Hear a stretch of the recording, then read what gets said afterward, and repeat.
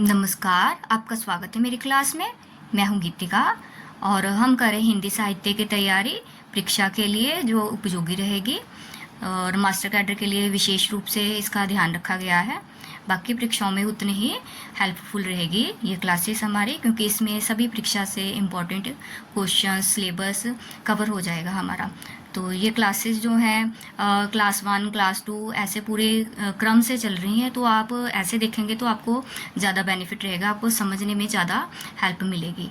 ठीक है, तो अब हमारा आज का टॉपिक है रासो साहित्य।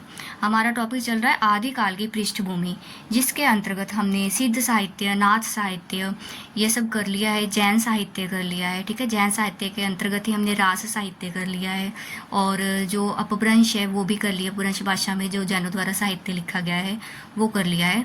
और आज हम कर रहे हैं रासो साहित्य। तो रासो साहित्य के बारे में देखिए आज हम जानेंगे। देखिए रासो साहित्य क्या है। देखिए, आदिकाल में चारण कवियों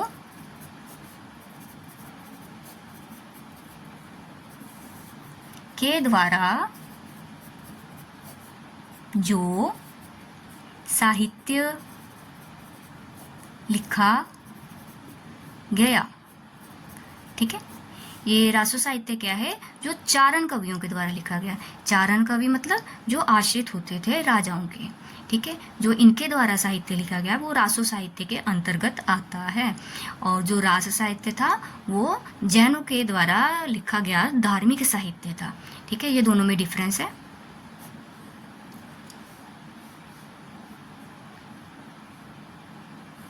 ये जो आदिकाल के जो जैन कवि थे, इन्होंने जो रास काव्य लिखा था वह वीर रस प्रधान रासो काव्य से भिन्न है। ठीक है, ये जो चारण कवियों के द्वारा रासो साहित्य लिखा गया है उसमें किसकी प्रधानता है, वीर रस की प्रधानता है। ठीक है, रासो काव्य में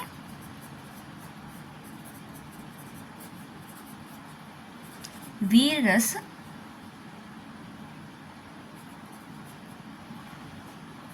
प्रधान रहा है।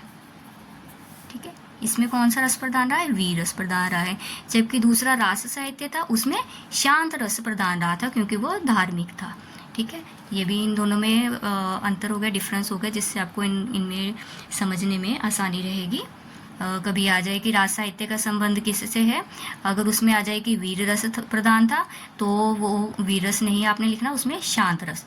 ठीक है, अगर रासो आ जाए तो इसमें वीर रस प्रधान है। आगे देखिए, आचार्य शुक्ल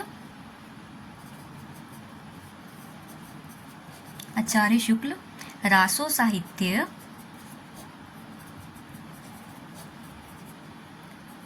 को ही आदिकालीन साहित्य मानते हैं। ठीक है, ये मैंने आगे भी आपको बताया था कि वो ये जो आचार्य शुक्ल जी हैं वो रासो साहित्य को ही, किसको, रासो साहित्य को ही आदिकालीन साहित्य मानते हैं। ठीक है, इनके अनुसार जो जैनों सिद्धों के द्वारा जो रचनाएं लिखी गई हैं वो आदिकालीन साहित्य नहीं है, वो सांप्रदायिक शिक्षा मात्र है। ठीक है, अब देखिए आगे हम करते हैं रासो शब्द की व्युत्पत्ति। सब विद्वानों ने अलग अलग मानी है रासो शब्द की व्युत्पत्ति, कि रासो शब्द का जन्म कहाँ से हुआ है, सबके अलग अलग मत है।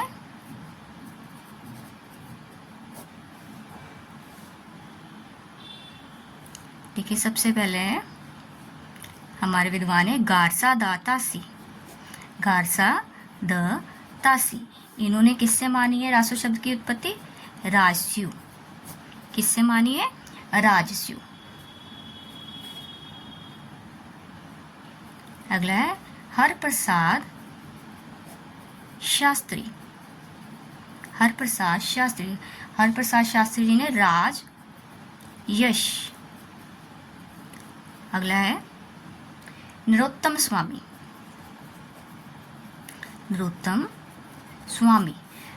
स्वामी जी ने मानी है रासक।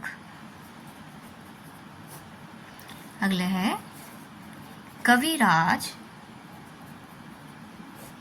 श्यामल दास।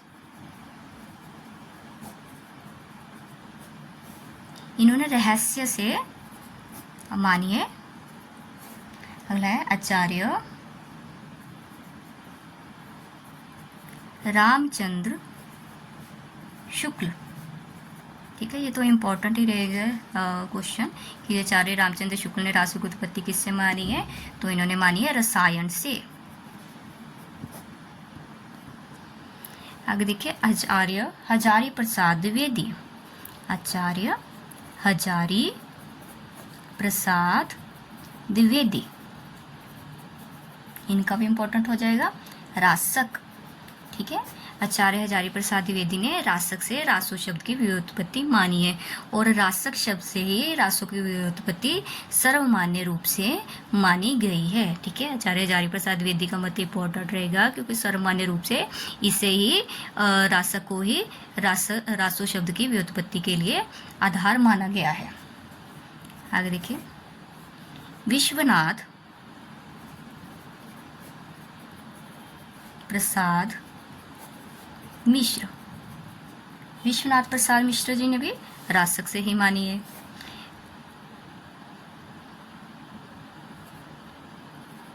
आगे दशरथ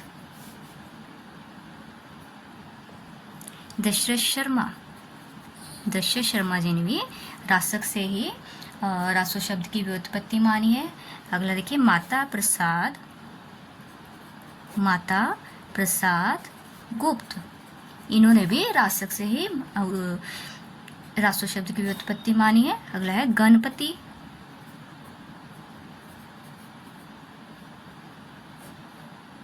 चंद्र गुप्त। अगला कौन सा है, गणपति चंद्र गुप्त, इन्होंने भी रासक से ही रासो शब्द की व्युत्पत्ति मानी है। रासक से इन्होंने कहा है कि रास शब्द बना। ठीक है, फिर रास से रासा, फिर रासा से रासु, फिर रासु से रासु। ठीक है, ये क्रम इन्होंने दिया है गणपति चंद्र गुप्त जी ने। हमने विद्वानों के विचार जान लिए कि उन्होंने रासों की उत्पत्ति किससे मानी है। तो आगे देखिए इम्पोर्टेंट तथ्य है ये जो आचार्य शुक्ल जी ने कहा है। आचार्य शुक्ल जी ने रासों की मूल उत्पत्ति, रासो शब्द की मूल उत्पत्ति रसायन, ठीक है, इन्होंने किससे मानी है, रसायन से मानी है। और इसके लिए आधार ग्रंथ बीसलदेव रासो, आधार ग्रंथ किससे माना है, बीसलदेव रासो को माना है। ठीक है, आचार्य शुक्ल जी ने रसायन से मानी है। ठीक है, रसायन शब्द से रासों की उत्पत्ति मानी है। आधार ग्रंथ किससे माना है, इसके लिए बीसलदेव रासो को। इसके लिए उन्होंने तर्क भी दिया है। देखिए 1200, ये बीसलदेव रासो की पंक्ति है जो आचार्य शुक्ल जी ने दी है। 1272 मझारी जेठ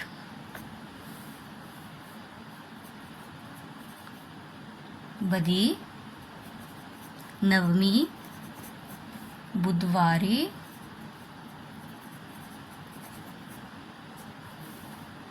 नाल है रसायन आरंभ है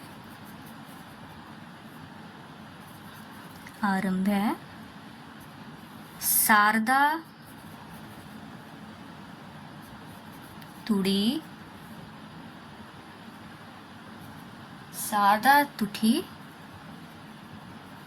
ब्रह्म कुमारी।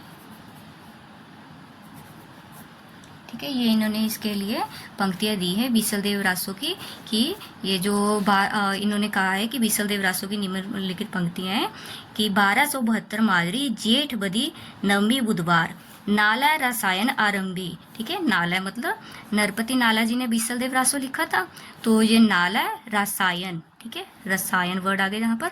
आरंभी, नाला ने रसायन आरंभ करा। साठा तुठी ब्रह्म कुमारी, ठीक है, ये जब उन्होंने रसायन आरंभ करा था तब की तिथि है। तो इसको आधार मानकर उन्होंने रसायन शब्द से इसका तर्क दिया है कि रासों की उत्पत्ति इससे हुई थी। ये कई बार पंक्तियाँ आ जाती हैं कि ये पंक्तियाँ कौन से ग्रंथ की है। ये पंक्तियाँ आप ध्यान में रखिए। 1272 मजारी, ठीक है। नाला रसायन, नाला रसायन आ गया। बीसल देव रासो किसकी रचना है? नाला की, ठीक है। तो इससे आप याद रखना कि ये किसकी पंक्तियाँ हैं? बीसल देव रासो की पंक्तियाँ। बीसल देव के रचयिता है नरपति नाला।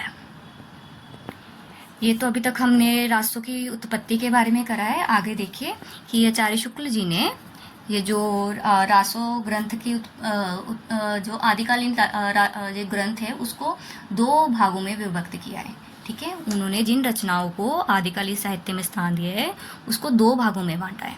लिखिए, आचार्य शुक्ल ने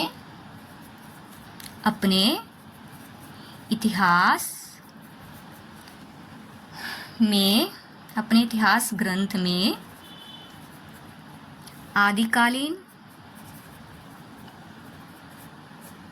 रचनाओं को 2 भागों में विभक्त किया है। देखिए वो कौन से 2 भाग देखिए। सबसे पहला है अपभ्रंश, ठीक है। अपभ्रंश में इन्होंने कौन सी रचनाएं ली हैं? इन्होंने सबसे पहले ली है विजयपाल रासो। अपभ्रंश के अंतर्गत है विजयपाल रासो, ठीक है। अपभ्रंश भाग विजयपाल रासो। और दूसरी रचना है हमीर रासो, हमीर रासो। अगली है हमारी कीर्तिलता, और चौथी रहेगी कीर्ति पताका, ठीक है। ये इन्होंने अपभ्रंश के अंदर दिए हैं रासो रचनाएं। और इसके अलावा अगला इन्होंने देशी भाषा काव्य की रचनाएं अलग भाग दिया है, ठीक है। दूसरा भाग है इनका देशी भाषा काव्य की रचनाएं। कई बार पूछ लेते हैं कि आचार्य शुक्ल ने आदिकालीन रचनाओं को कितने भागों में विभक्त किया है? 2 भागों में विभक्त किया है, अपभ्रंश काव्य और देशी भाषा काव्य, ठीक है। अपभ्रंश में ये जो रचनाएं इन्होंने दी है, ये 4 रचनाएं हैं। आगे लिखिए देशी भाषा काव्य। इसमें टोटल इन्होंने 12 रचनाएं दी हैं, 4 अपभ्रंश में और 8 आएंगी देशी भाषा काव्य में, ठीक है। अब लिखिए सबसे पहले देशी भाषा काव्य में कौन सी है? खुमान रासो,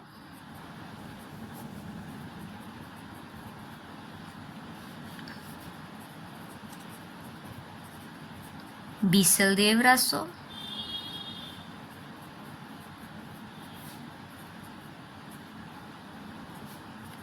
पृथ्वीराज रासो,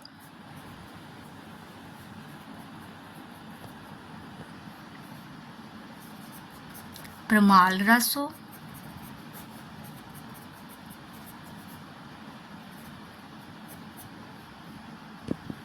जयचंद प्रकाश,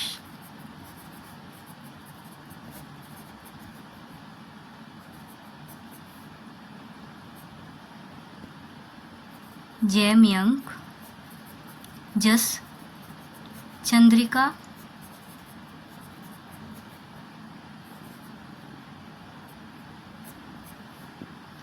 खुसरो की पहेलियां,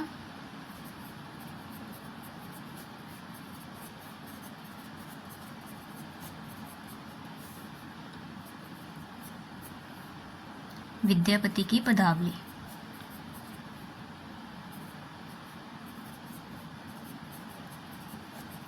ठीक है। ये देशी भाषा के अंदर आ जाएंगे। कई बार पूछ लेते हैं कि विद्यापति की पदावली आचार्य शुक्ल के अनुसार कौन से वर्ग में आती है? तो देशी भाषा काव्य में इनकी विद्यापति की पदावली, खुसरो की पहेलियां देशी भाषा के अंतर्गत इन्होंने रखी हुई हैं।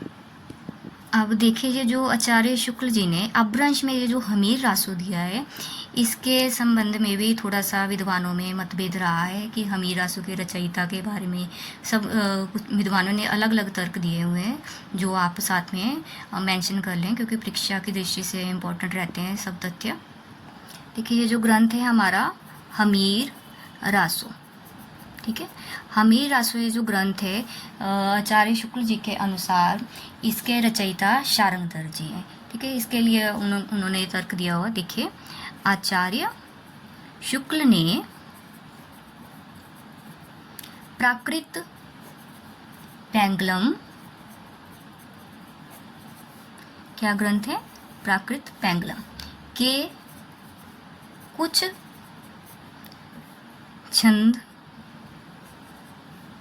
छंदों के आधार पर हमीर रासो ग्रंथ के अस्तित्व की कल्पना की, जिसका रचनाकार शार्ंगधर को बताया, ठीक है। इन्होंने प्रकृति पैंगलम के आधार पर हमीर रासो का रचनाकार किसे बताया, शार्ंगधर को। अब देखिए प्राकृतिक पैंगलम ये जो ग्रंथ है, प्राकृत पैंगलम, इसके बारे में पूछ लेते हैं एग्जाम्स में, इसलिए आपको पता होना चाहिए।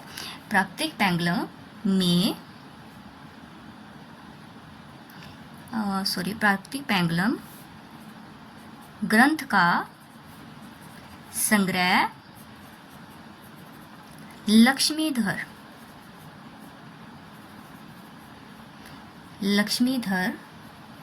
ने 14वीं शताब्दी के अंत में किया, ठीक है। यह महत्वपूर्ण रहेगा कि प्राकृतिक पैंगलम का संग्रह किसने किया था, लक्ष्मीधर ने किया था, 14वीं शताब्दी के अंत में किया था। अब ये जो प्राकृतिक पैंगलम ग्रंथ है, प्राकृतिक पैंगलम में प्राकृत और अपभ्रंश के छंदों की विवेचना की गई है। पहले तो नाम से ही आपको रिलेट हो जाएगा, प्राकृत और अपभ्रंश, ठीक है। प्राकृत के बाद अपभ्रंश भाषा ही थी, ठीक है। तो अपभ्रंश, प्राकृत और अपभ्रंश के छंदों से ही छंदों की विवेचना की गई है। आगे देखिए, ये जो प्राकृतिक पैंगलम ग्रंथ है, इसको पिंगल सूत्र भी कहा जाता है, प्राकृत पिंगल सूत्र, ठीक है। प्राकृतिक पैंगलम को और किस नाम से जाना जाता है, प्राकृत पिंगल सूत्र। ये भी इंपॉर्टेंट रहेगा कि इसको और किस नाम से जाना जाता है, प्राकृत पिंगल सूत्र भी कहा जाता है, ठीक है। अब आगे देखिए, ये जो राहुल सांकृत्यायन है, राहुल सांकृत्यायन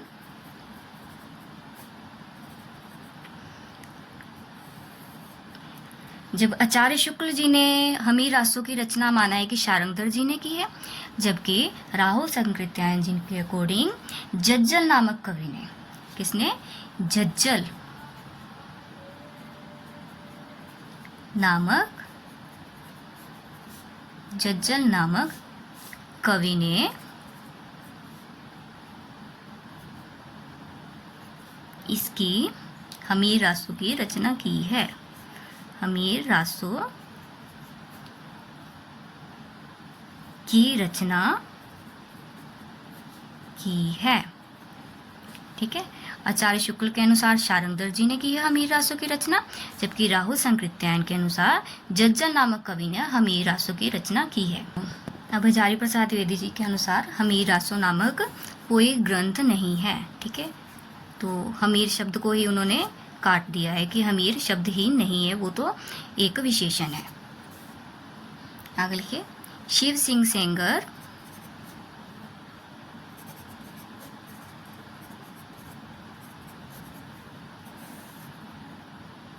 के अनुसार, और अब शिव सिंह सेंगर है जो उन्होंने जो हमीर रासों के रचयिता है शारंगधर, उन्होंने चंद के औलाद के रूप में इन्हें माना है। ठीक है, देखिए, शिव सिंह सेंगर ने चंद की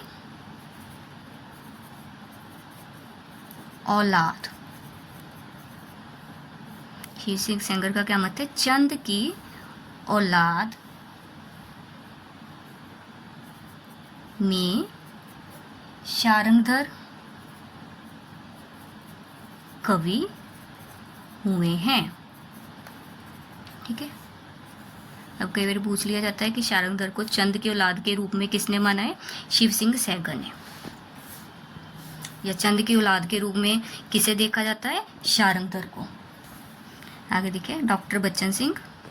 अब डॉक्टर बच्चन सिंह ने भी, देखिए, डॉक्टर बच्चन सिंह शारंगधर के बारे में जो मत दिया है, देखिए, डॉक्टर बच्चन सिंह के अनुसार इन्होंने अनुमान व्यक्त किया है, डॉक्टर बच्चन सिंह ने अनुमान व्यक्त किया है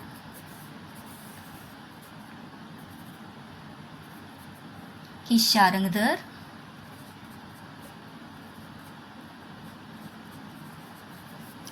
कुंडलियां छंद के प्रथम प्रयुक्ता थे। शारंगधर कुंडलियां छंद के प्रथम प्रयुक्ता थे। ठीक है, ये इनका अनुमान है शारंगधर के बारे में। आगे देखिए, ये आचार्य रामचंद्र शुक्ल के अनुसार था, जो हमारा आचार्य रामचंद्र शुक्ल के अनुसार उन्होंने अपने इतिहास ग्रंथ को, रचनाओं को दो भागों में विभाजित किया था, अपभ्रंश और देशी भाषा काव्य। ठीक है, अब देखिए इम्पोर्टेंट एक और रहेगा, हमने डॉक्टर गणपति चंद्रगुप्त के विभाजन को भी देखेंगे। डॉक्टर गणपति चंद्रगुप्त,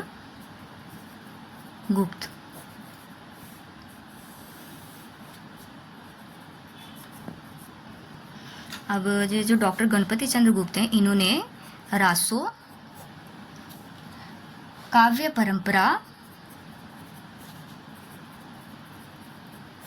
को दो भागों में विभक्त किया है।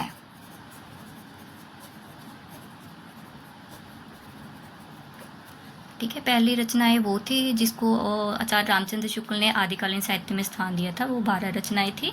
ठीक है, अब गणपति चंद्रगुप्त जी का भी मत इम्पोर्टेंट रहेगा इसमें, उन्होंने दो भागों में विभाजित किया है रासो काव्य को। देखिए, पहला है धार्मिक रास काव्य परंपरा, काव्य परंपरा। ठीक है, इसके अंतर्गत जो मैंने आपको जैन रास काव्य कराए थे वो वाले आ जाएंगे। एक बार आप लिखना चाहते तो साथ में शॉर्टकट से लिख लीजिए। धार्मिक रास काव्य परंपरा के अंतर्गत लिया जा सकता है जैन कवियों को, जैन कवियों द्वारा लिखे गए ग्रंथ। ठीक है, इस श्रेणी में कौन से आते हैं, जैन कवियों द्वारा लिखे गए ग्रंथ, जैसे बुद्धिरास, मुनि शालिभद्र,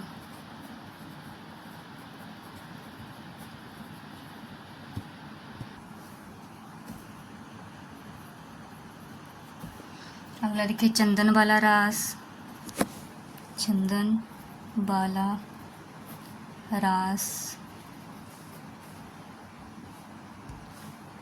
कवि आसगु,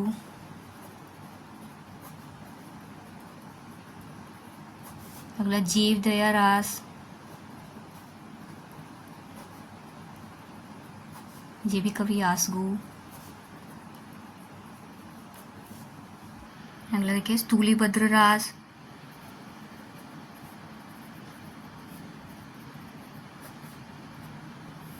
झिंदम सूरी। अगला है रेवंत गिरी रास, रेवंत गिरी रास, विजय सेन सूरी।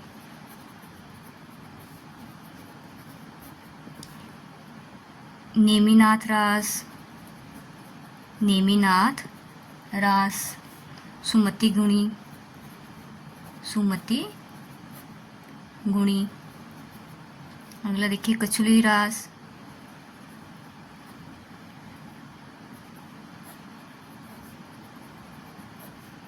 प्रज्ञा तिलक,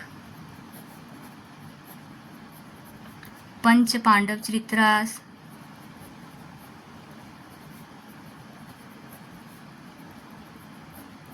शालीभद्र सूरी।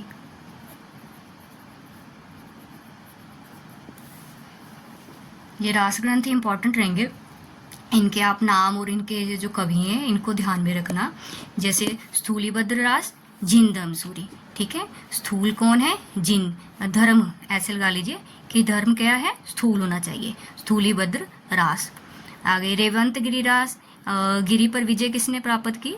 रेवंत गिरी, गिरी पर विजय, विजय सेन सूरी। ठीक है, ऐसे ही नेमिनाथ, ऐसे ट्रिक से आप याद करेंगे तो जल्दी आपको याद करने में इजी रहेगा। नेम सुमति, नेम नेमिना सुमति। ठीक है, कछुली रास, प्रज्ञा तिलक। ठीक है, कछुली के क्या लगाया? तिलक लगाया, कछुए के तिलक लगाया। पंच पांडव चरित्र रास, शालीभद्र सूरी। शालीभद्र सूरी के जो रास ग्रंथ है इंपॉर्टेंट रहेंगे। भारतेश्वर बाहुबली रास भी इनका है, शालीभद्र सूरी का। और उसके साथ ही भारतेश्वर बाहुबली रास के साथ ही पंच पांडव चरित्र रास भी इंपॉर्टेंट रहेगा, पांडवों पर लिखा हुआ है पंच पांडव चरित्र रास। आगे देखिए इनके कथानक का स्रोत, ये जो रास ग्रंथ थे, ठीक है, धार्मिक रास काव्य, इनके कथानक का स्रोत जैन पुराण है। ठीक है, ये जो इन्होंने कथानक लिया है कहाँ से लिया है? जैन पुराण। तथा इनमें प्रबंध शैली का निर्वाह सफलतापूर्वक किया गया है। देखिए इनके मुख्य क्या थे? चरित्र काव्य होते थे। ठीक है, तो चरित्रों का वर्णन जो करते थे प्रबंध शैली में। ठीक है, तो प्रबंध शैली का निर्वाह सफलतापूर्वक इनके द्वारा किया गया है। आगे है अगला हमारा है गणपति चंद्र गुप्त जी का दूसरा विभाजन जो है वो हमारा रहेगा ऐतिहासिक, यानी दूसरा भाग क्या है? ऐतिहासिक रासो काव्य परंपरा। ठीक है, पहले धार्मिक थी, अब है ऐतिहासिक रासो काव्य परंपरा। इस प्रकार गणपति चंद्र जी ने दो भागों में विभाजित किया गया है, तो आपको कंफ्यूजन नहीं होनी चाहिए कि धार्मिक रासों में कौन से आने और ऐतिहासिक रासों में कौन से आने। देखिए इसके अंतर्गत वे ग्रंथ हैं जिन्हें वास्तविक रूप से आदिकालीन हिंदी रासो काव्य परंपरा में स्थान दिया गया है। ठीक है, इसके अंतर्गत कौन से ग्रंथ हैं? जिन्हें वास्तविक रूप से आदिकालीन हिंदी रासो काव्य परंपरा में स्थान दिया जा सकता है। ठीक है, ये जो ऐतिहासिक रासो काव्य, इनको वास्तविक रूप में आदिकालीन हिंदी रासो काव्य परंपरा में स्थान दिया जा सकता है। ये चारण कवियों द्वारा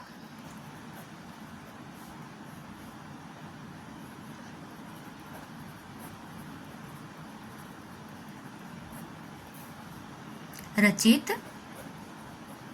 वीर गाथा काव्य इसी वर्ग के अंतर्गत आते हैं। ठीक है, अब ऐतिहासिक में कौन से हुए?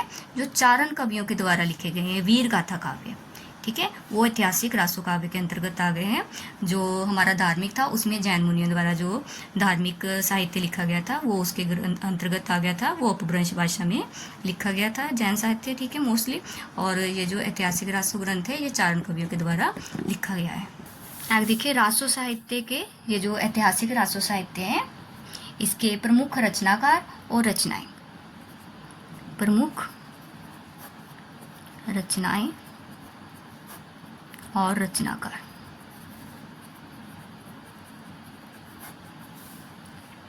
सबसे पहले हमारी रहेगी खुमान रासो। खुमान रासो।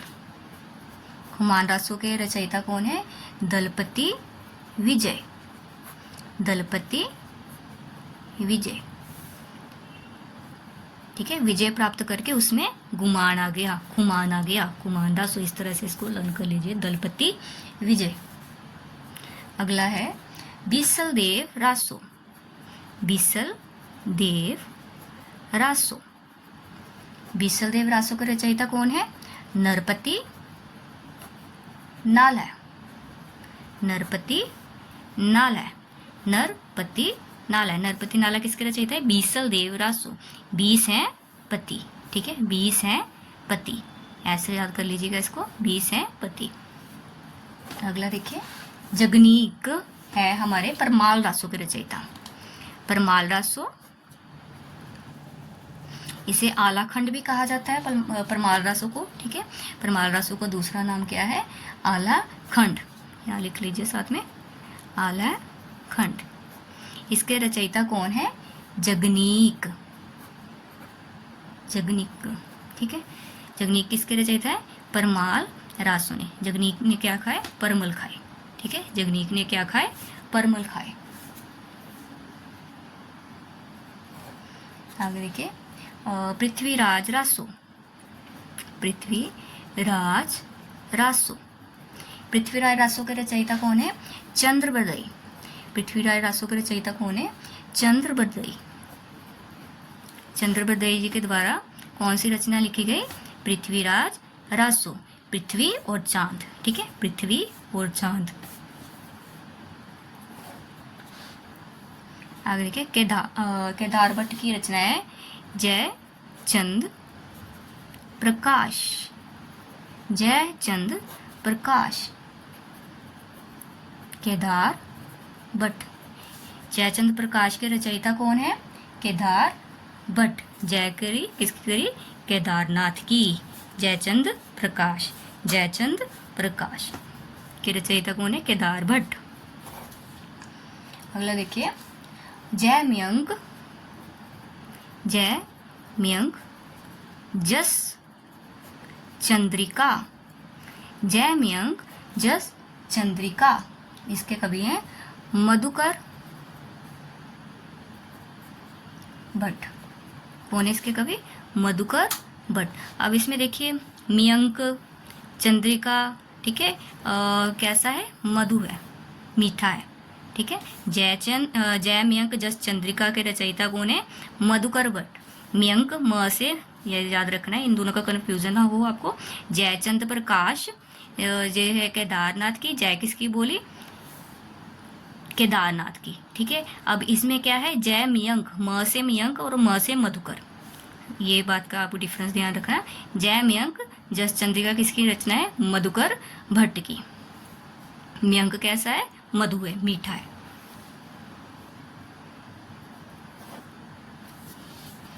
आगे देखिए, हमीर रासो।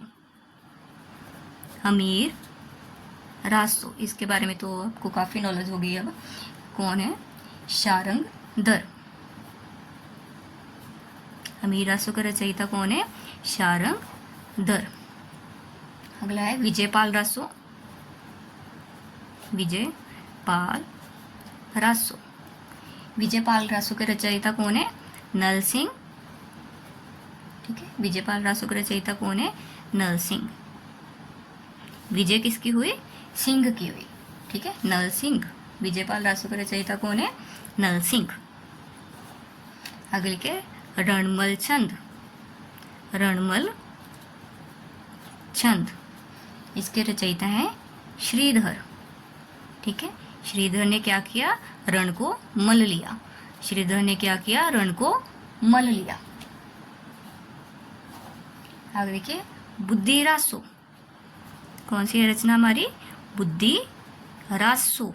ये बुद्धि रास अलग है, बुद्धि रासो अलग है। बुद्धि रासो के रचयिता है जलहण। बुद्धि रासो के रचयिता है जलहण, और बुद्धि रास मैंने पीछे आपको कराया था, उसके थे मुनि शालिभद्र। ठीक है, इन दोनों का कंफ्यूजन नहीं होना चाहिए। रासो और रास वर्ड अलग अलग हैं, बुद्धि रास अलग है, बुद्धि रासो अलग है। ठीक है, आज के लिए इतना ही। तो इनके बारे में जो इम्पोर्टेंट हमारे रासो ग्रंथ रहेंगे, अगली वीडियो में हम इसके बारे में डिटेल में करेंगे, जो इम्पोर्टेंट तथ्य रहेंगे परीक्षा की दृष्टि से। आज के लिए इतना ही, और आप रिवीजन करते रहें, मेरे शॉर्ट्स साथ में देखते रहे, उससे आपकी रिवीजन होती रहेगी। आज के लिए इतना, धन्यवाद।